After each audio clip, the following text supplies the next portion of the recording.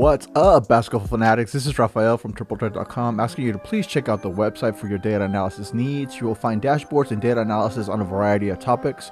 Reach out to me through the contact page and please read my blog and sign up for the newsletter.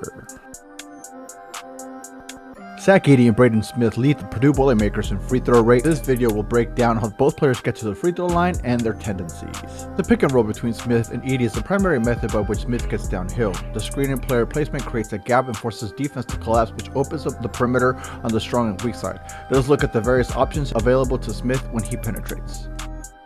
Smith brings the ball down the right side of the court. Wings shift from the left to the right as they cut through the lane. Lawyer will drop to the corner. On-ball screen is set, creating a gap that Braden Smith will then attack.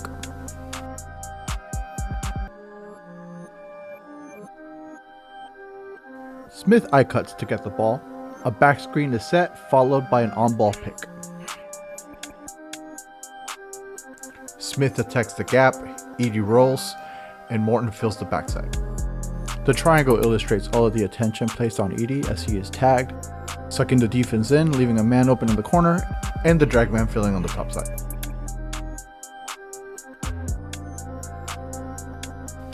Michigan State does not challenge the dribble handoff action. The hard hedge creates a triangle at the top, denying access to the elbows. The bottom defenders protect the blocks. Edey fights his way to his favorite post-up location. Purdue does an excellent job of creating action after a pass. They will screen away or they will replace themselves. Shot fake gets the man up in the air, dump it inside for the easy two. Backup point guard David Jenkins is going to receive the on-ball screen from Edey. He's going to attack and hit David Newman for the three. The man in the corner wide open as an option.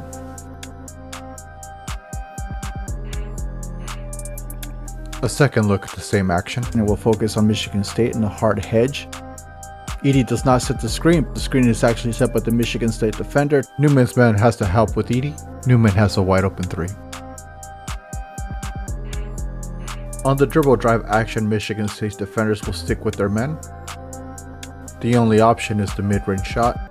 Edey only has to fight one defender to get the offensive rebound and keep the possession alive. To give less athletic offensive players an advantage, coaches use movement, allowing the offensive players to catch the ball on the run and not having to stop. The dribble handoffs give the offensive players that advantage. Purdue also uses a looping rub action, which allows the offensive player to come up with a trailing man. Lawyer catches the ball, rips through, attacks the gap, and gets to the rim. Braden Smith receives two on-ball screens. The original on-ball screen man is going to roll to the strong side. Smith is going to see the gap and he's going to attack it. Purdue will end up with a wide open three, but the play demonstrates how good Braden Smith is at seeing the gap, attacking it, and getting downhill. Ball pressure has been an issue for Purdue. Michigan State does not utilize ball pressure on Purdue and allows the guards to cut, pass, and do anything they want at will. Smith receives the on-ball screen, he attacks, sees the man in the corner, and he hits him for the three. Even though it misses, it's an example of one of the many options available for Purdue. Purdue's going to get into a pick and roll action a different way. Smith is going to pass and cut and wait for the down screen. When he catches the ball, he's going to see the gap and he's going to attack it. A skip pass to the opposite side of the court is an option off the dribble drive action. The on-ball screen is set, followed by a back screen, but on the weak side, the man is wide open. Smith throws the skip pass. The shot is taken. Off the missed shot, Edey will have inside position for the rebound, where he'll lay it up and get the easy two. The skip on the dribble drive is an option as a quick hitter. Purdue has 6.9 seconds left in the half. The ball will be inbounded to Smith. Edey will come up and set the on-ball screen. Smith will attack hard. On the weak side, Jenkins elevates. The skip is thrown for the wide open three.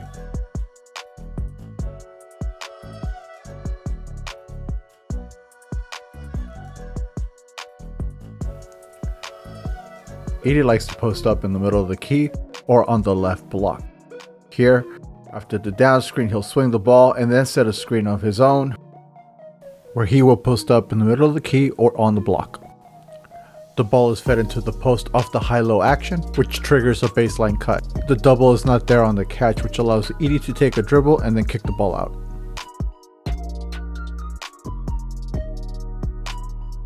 The ball is centered to Edey on the top on the horn set. The rub sequence at the elbow is followed with a rub sequence at the top. The hard hedge gives Edey a direct line to the low block. The entry into the low post allows Edey to go over his favorite shoulder and shoot the right hook. Spot shadow highlights how Purdue enters the ball into the post utilizing a jump pass. The focus here is how Michigan State guards the entry into the post. The closeout is soft, the man lifts his feet and then opens up to the baseline where he cannot bump the cutter or he cannot double hard, which allows Edey to play one-on-one and spin baseline for that right hook over the left shoulder. On baseline out of bounds, Edey will work his way up to the wing. He will cross pass with the guard, hoping to rub the guy off. The double on the post leaves the Michigan defender stranded as the back screen is set and his man pops open for the layup. Here Michigan State plays the set a little bit differently. Michigan State's gonna sag off Ethan Morton, who's a 27% 3-point shooter, and wait for Edey to put the ball on the deck before they swipe at it and try to get the steal.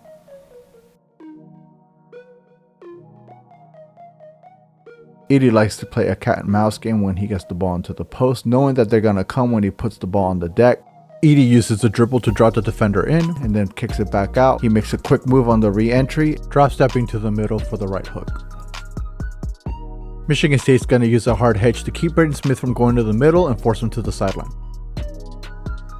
Edey has a direct line to the post. Smith uses the back dribble to reorganize the offense and initiate the action to get the ball into Edey.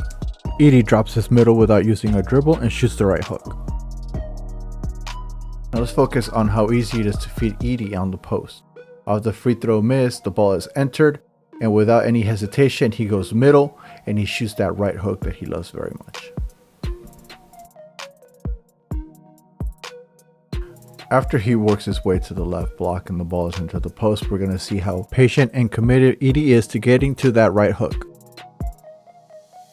The ball is entered and he uses the dribble to keep the ball to the outside as the cutters make their way. When the lane opens up, he makes his move. Michigan State pressures the wings and decides to full front the post. Regaining position on the block, the ball is passed back and thrown into the post, but that middle is taken away, forcing him to spin baseline and miss the left-handed shot. Purdue wins the fight for the offensive rebound and sends Michigan State into scramble mode. Out of control, Michigan State defenders will leave their feet. Morton will attack the rim, get fouled, and go to the free throw line. In this possession, there is no double, but they do sag off Ethan Morton once he enters the ball into the post and decides to cut. The middle is taken away, forcing Edey to spin back to the baseline and use the left hand.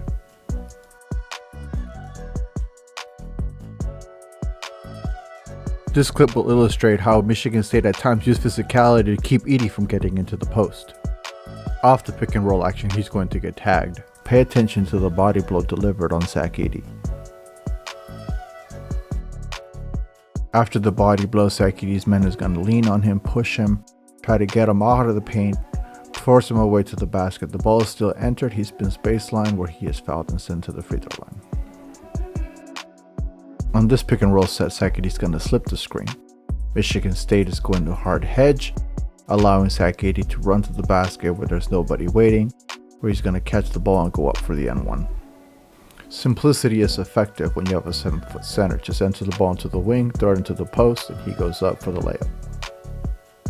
Braden Smith is pressured as he brings the ball down, but the entry pass into the high post is an easy one, which then allows for an easy entry into the low block, and then there's a lack of aggression for Michigan State to double sack Edey, leaving his man one-on-one defenseless where sack Edey scores.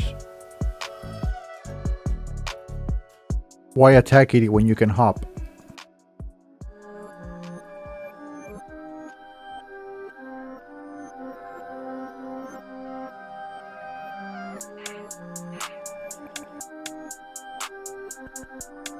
Michigan State keeps Edey from turning middle.